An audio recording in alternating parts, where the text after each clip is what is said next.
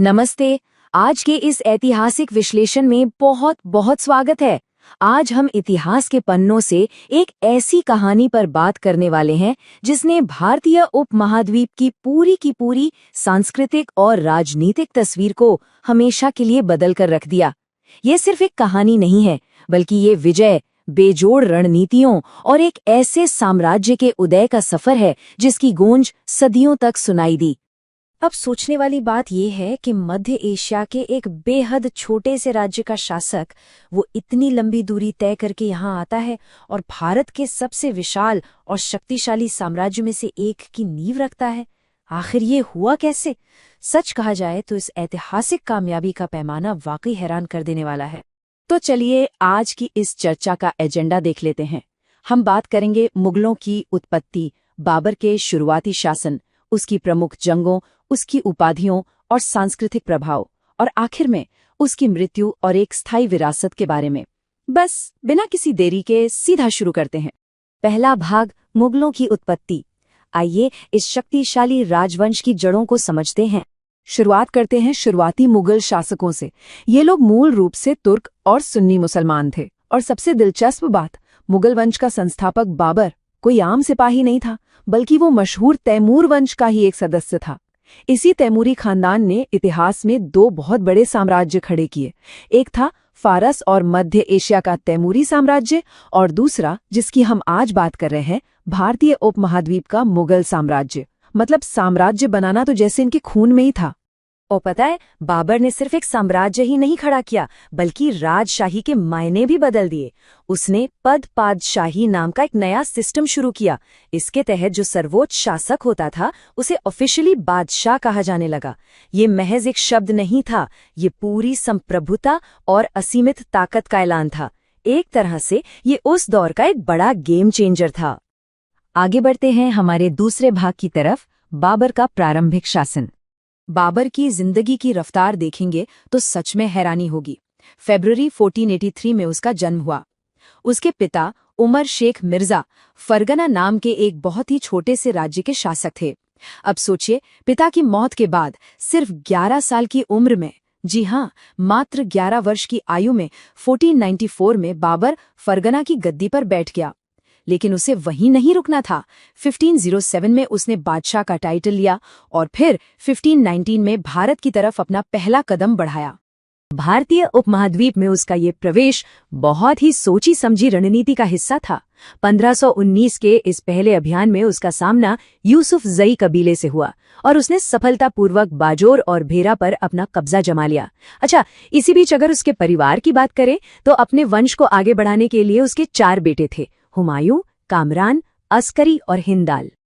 अब प्रवेश करते हैं इस विश्लेषण के तीसरे और सबसे एक्शन से भरपूर हिस्से में, प्रमुख सैन्य अभियान और युद्ध। जरा इस नंबर 5 पर ध्यान देते हैं। ये कोई मामूली नंबर नहीं है। ये बाबर की जिद, उसके हार ना मानने वाले जज्बे को दिखाता है। उसने भारत पर 1-2 बार नहीं, बल्कि पूरे 5 बार हमला किया था। और इन ताबड़तोड़ हमलों का नतीजा क्या हुआ? लगातार जीत। 1526 में पानीपत का पहला युद्ध इब्राहिम लोदी के खिलाफ जीता।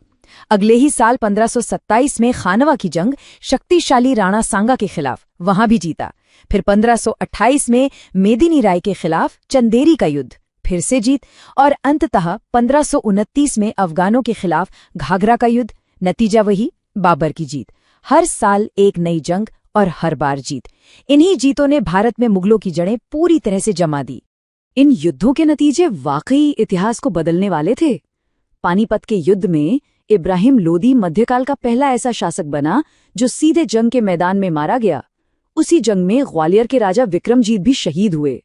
और सबसे बड़ी बात, ये वही वक्त था जब इतिहास का सबसे मशहूर रत्न कोहिनूर हीरा ग्वालियर के राजा विक्रमजीत के परिवार से हुमायूं के हाथों में आ गया।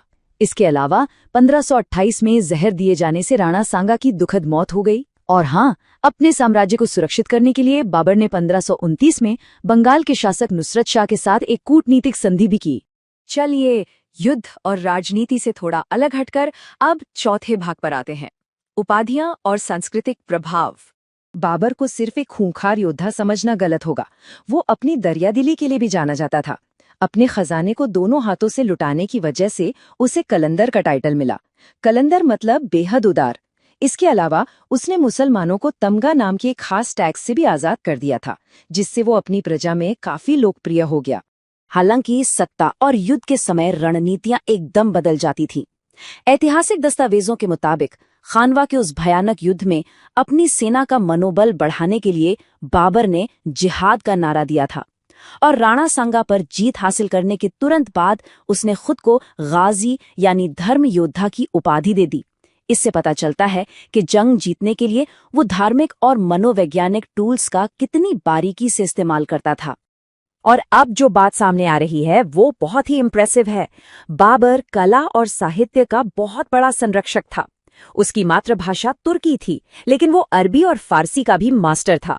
उसने अपनी मशहूर आत्मकथा बाबरनामा तुर्की भाषा में लिखी, जिसे बाद में अब्दुल रहीम खान खाना ने फारसी में ट्रांसलेट किया। हैरानी की बात तो ये है कि उसने मुबैयान नाम की एक पूरी नई पोएट्री स्टाइल का ही आविष्कार कर डाला था। इतना ही नहीं, वो ईरान से मशहूर चित्रकार बेहजाद और कैलीग्राफर मीर अली को अपने साथ भारत लाया। बस यहीं से भारत में मुगल मिनिएचर आर्ट की शानदार शुरुआत हुई। जरा इमेजिन करें, ज्योमेट्रिक शेप में बने सुंदर हरे भरे बाग जिनके बीच से पानी की शानदार नहरें बह रही हों। वास्तुकला की इस कमाल की चार बाग शैली को भारत में बाबर ने ही इंट्रोड्यूस किया था। आज भी अगर हम कई ऐतिहासिक मुगल इमारतें देखते हैं तो उनकी खूबसूरती इसी चार बाग स्टाइल पर ही टिकी है।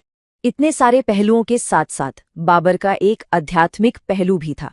वो मशहूर नक्शबंदी सूफी संत ख्वाजा उबैदुल्ला अहरार का बहुत बड़ा अनुयायी था। ये तथ्य दिखाता है कि उसकी उस मुश्किल फौजी जिंदगी के बीच भी एक गहरा आध्यात्मिक संतुलन मौजूद था। अब हम पहुंच गए हैं अपनी इस प्रस्तुति के आखिरी 5वें भाग पर, मृत्यु और स्थायी विरासत। भारत में इस विशाल साम्राज्य की नींव रखने के बस कुछ ही सालों बाद 26 दिसंबर 1530 को आगरा शहर में बाबर ने अपनी अंतिम सांस ली। एक लगातार संघर्ष और युद्धों से भरा सफर हमेशा के लिए यहीं थम गया। लेकिन मरने के बाद भी उसकी यात्रा पूरी तरह से खत्म नहीं हुई। यहाँ एक बड़ा ही दिलचस्प विरोधाभास है। शुरुआत में बाबर को आगरा के आराम बाग में दफनाया गया था, जो उसकी नई जीती हुई जमीन थी। पर बाद में उसकी इच्छा के मुताबिक उसके अवशेषों को वापस काबुल ले जाया गया और वहां दफनाया गया, मानो उसका ये अंतिम सफर उसके जीते गए इस नए साम्राज्य को वापस उसकी जड़ों से जोड़ रहा हो। तो यहीं पर हम आज के इस विश्लेषण को विराम देते हैं।